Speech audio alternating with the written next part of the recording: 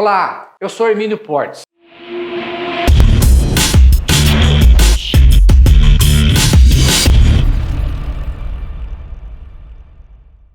Quem tem direito ao recebimento do auxílio-doença? O auxílio-doença ele é um benefício previdenciário pago pelo Instituto Nacional do Seguro Social, no caso, o INSS. As pessoas que ficarem incapacitadas para o trabalho ou atividade habitual por mais de 15 dias consecutivos. O auxílio-doença ele é previsto por uma lei, caso a Lei 8.213/91. Vamos ver o texto legal. O auxílio-doença ele vem regulamentado no artigo 59 da Lei 8.213/91. E diz, artigo 59, o auxílio-doença será devido ao segurado que, havendo cumprido, quando for o caso, o período de carência exigido nessa lei, ficar incapacitado para o seu trabalho ou para a sua atividade habitual por mais de 15 dias consecutivos. Parágrafo 1º. Não será devido o auxílio-doença ao segurado que se filiar ao regime geral de previdência social já portador da doença ou da lesão invocada como causa para o benefício, exceto quando a incapacidade sobrevier por motivo de progressão ou agravamento da doença ou da lesão. Conforme pode verificar, existem alguns requisitos para a concessão do auxílio-doença. Não é a bel prazer. Existem, na realidade, 3 requisitos que devem ser preenchidos para que uma pessoa possa receber esse respectivo benefício. Vamos esmiuçar, vamos explicar detalhadamente quais são esses requisitos, quando começa o direito ao recebimento desse benefício, qual o valor desse benefício, se ele pode ser cumulado ou não com o outro. Vamos por etapa. São 3 os requisitos para a concessão do auxílio-doença, que são a incapacidade para o trabalho ou atividade habitual do trabalhador, o cumprimento da carência e ter a qualidade de segurado. Bom, o que é a incapacidade? A incapacidade para o trabalho. A pessoa não pode trabalhar. E essa comprovação, ela vem por atestado médico. Então, não se exige que o segurado esteja incapaz para toda e qualquer atividade, mas sim que ele esteja impossibilitado de prestar atividade laborativa habitual. Não para todas. Essa incapacidade para a atividade laborativa, ela não pode ser pré-existente. Não pode entrar no RGPS, que é o Regime Geral da Previdência Social, já portador dessa doença e depois pleitear o auxílio-doença por conta dela. A não ser que ocorra um agravamento. Mais ou menos assim. Você tem um carro e não faz o seguro dele. E você bateu esse carro. Aí no outro dia você resolve fazer o seguro. Evidentemente, o seguro não vai cobrir a batida do dia anterior. Vai valer daqui para frente. E a mesma coisa com relação ao benefício. Vale a partir do ingresso. Então, o primeiro requisito é a incapacidade para o trabalho ou atividade habitual tem que ser comprovada por atestado médico ou a comunicação do acidente, o que acabou vitimando. O segundo requisito para a concessão desse benefício é a carência. E o que é essa carência? Carência é o tempo necessário de filiação ao RGPS, que é a abreviatura de Registro Geral de Previdência Social. No caso do auxílio-doença, tem que haver 12 contribuições mensais. Vamos ver o texto de lei. O artigo 24 da Lei 8.213/91 fala: período de carência é o número mínimo de contribuições mensais indispensáveis para que o beneficiário faça jus ao benefício, consideradas a partir do transcurso do primeiro dia dos meses de suas competências. O artigo 25. A concessão das prestações pecuniárias do regime geral da Previdência Social depende dos seguintes períodos de carência, ressalvado o artigo 26. 1. Auxílio-doença. 12 contribuições mensais. Então, a primeira regra que se insere é que, para a concessão do benefício do auxílio-doença, tem que ter também a carência de 12 meses. Mas existem 2 situações legais, duas situações previstas na legislação aonde essa carência ela é dispensada. E também, como sempre, tem que estar expresso na lei. Vamos ver o texto legal. O artigo 26 da Lei 8.213/91 fala: independe de carência a concessão das seguintes prestações.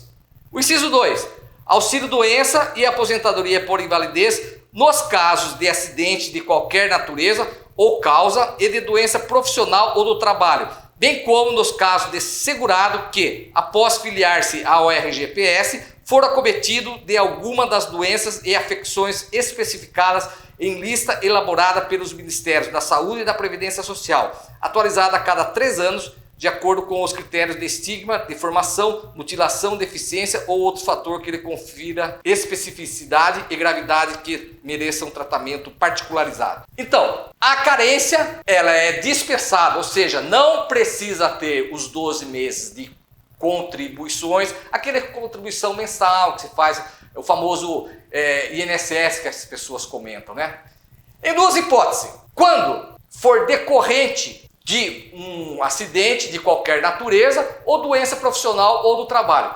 Por exemplo, a pessoa começou a trabalhar hoje e por algum motivo sofreu um acidente, caiu, quebrou a perna, quebrou o braço, sei lá, sofreu um desmaio, bateu a cabeça. Então, como se esperar 12 meses? Houve um acidente, então tem que ser respeitado essa situação, essa condição. Não há previsão, não tem como se esperar o período de 12 meses. Aconteceu, é um fato isolado. Ou a doença, ou o aparecimento de uma doença decorrente do trabalho que ele está realizando. Exemplo, a pessoa trabalha numa numa mina, extração de carvão. O que acontece? Ele tem um problema pulmonar e não pode mais estar lá. Criou alguma espécie de doença pulmonar nele e ele não pode mais estar lá e precisa recuperar. Então,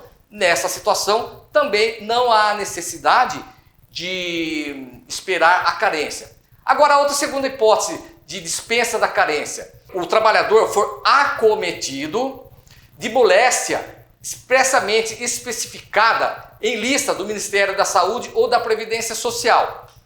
Vamos lá ver quais são essa lista. Isso também é previsto na Lei 8.213/91 e vem estipulado lá no artigo 151. Vamos vê-lo. O artigo 151 da Lei 8.213/91 fala: até que seja elaborada a lista de doenças mencionada no inciso 2 do artigo 26, independe de carência a concessão de auxílio-doença e de aposentadoria por invalidez ao segurado que, após filiar-se ao RGPS, lembre-se disso, for acometido das seguintes doenças: tuberculose ativa, hanseníase, alienação mental, esclerose múltipla, hepatopatia grave, neoplasia maligna, cegueira, paralisia irreversível e incapacitante, cardiopatia grave, doença de Parkinson, espondiloartrose anquilosante, nefropatia grave, estado avançado de doença de Paget, que é a osteite deformante, síndrome de deficiência imunológica adquirida, a AIDS,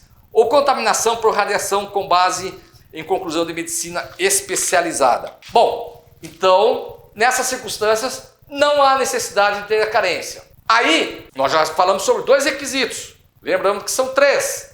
A incapacidade para o trabalho por mais de 15 dias, a carência e agora o último requisito, que é a condição de segurado. Segurado, existem dois tipos, que são os segurados obrigatórios e os segurados facultativos. Os segurados obrigatórios são aqueles empregados que são remunerados e os facultativos que não são remunerados, os autônomos. A lei cuida dessa parte dos segurados no artigo 11 a 13. Mas vamos colocar um texto elucidativo. Bom, gente, como vocês podem observar, o que são segurados? São pessoas físicas que exercem atividade laborativa remunerada, que são os empregados, segurados obrigatório, à exceção dos ocupantes de cargos efetivos permanentes de regime próprio da Previdência Social ou pessoas que não exercendo trabalho remunerado No caso, são exemplos contribuintes individuais, os famosos autônomos, né? Filiam-se à Previdência por meio de contribuições, são segurados facultativos. Dessa vinculação, ela é muito importante essa vinculação, porque a partir dela nasce a obrigação contributiva. O segurado tem que fazer a sua contraprestação, que é pagar o famoso INSS, que na realidade é a contribuição previdenciária, e nasce o dever de proteção consistente na concessão de benefícios e serviços para o ente segurador, no caso o INSS. Se acontecer alguma coisa que o segurado não consiga mais trabalhar, ele vai ter o respectivo benefício. E a lei fala quais são os segurados. 1. Empregado. 2. Empregado doméstico. 3. Contribuinte individual. 4. Trabalhador avulso. E o 5. O segurado especial.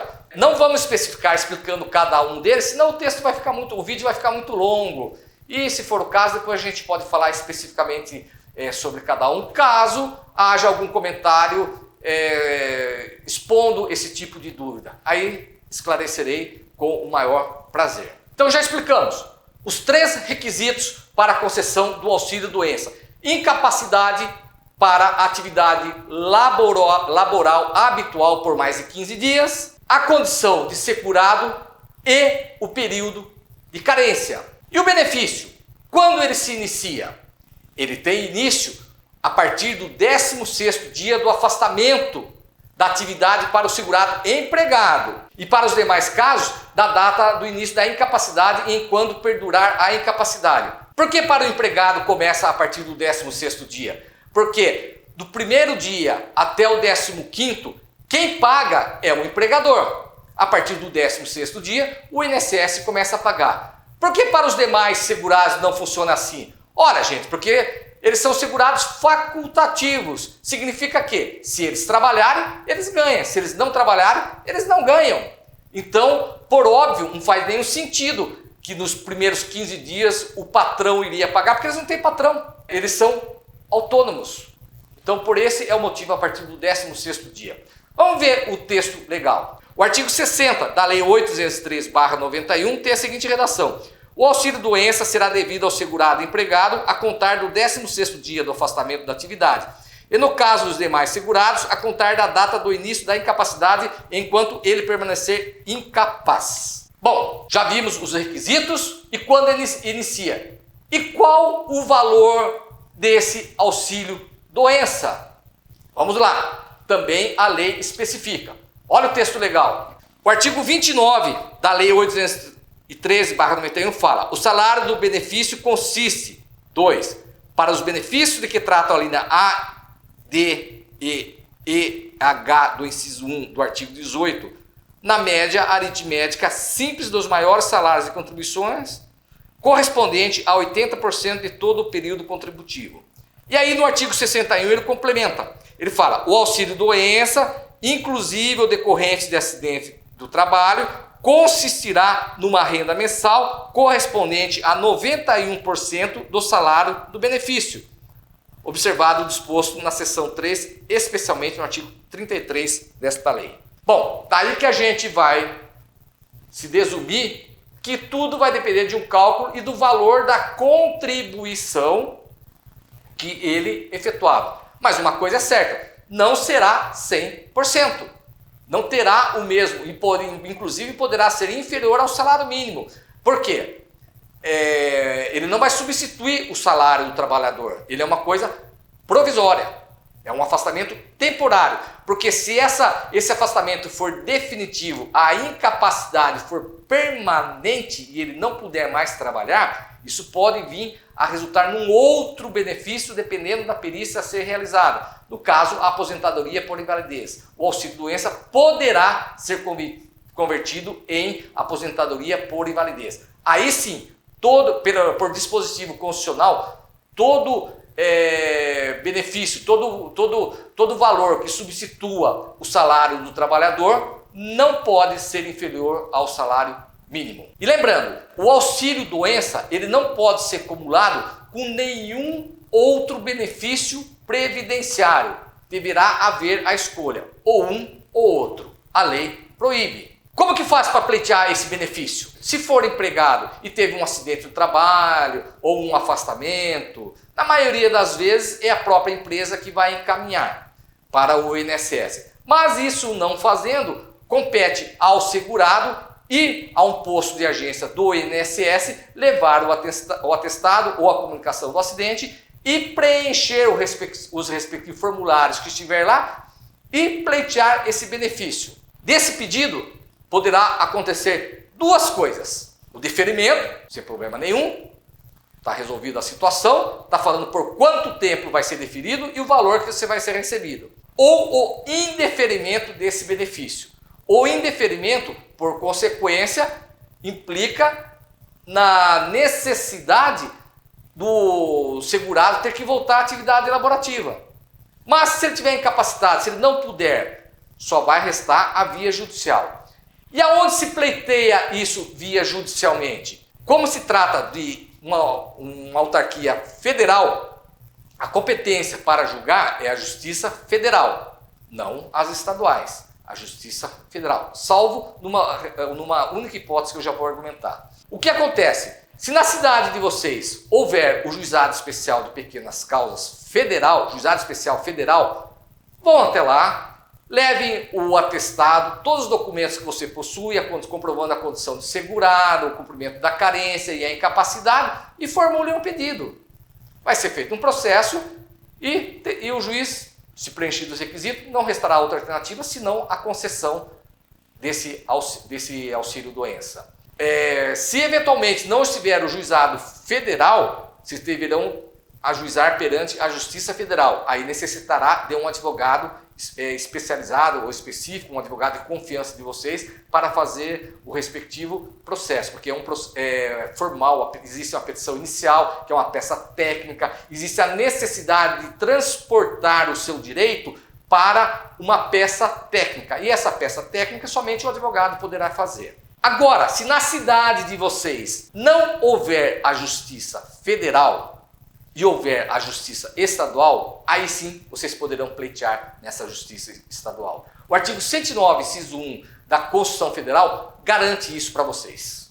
Bom, eu espero que eu tenha colaborado, e se esse vídeo de alguma maneira for útil para vocês, compartilhem, se inscrevam no meu canal, ativem o sino, me sigam nas redes sociais. Muito obrigado, fiquem com Deus e até a próxima.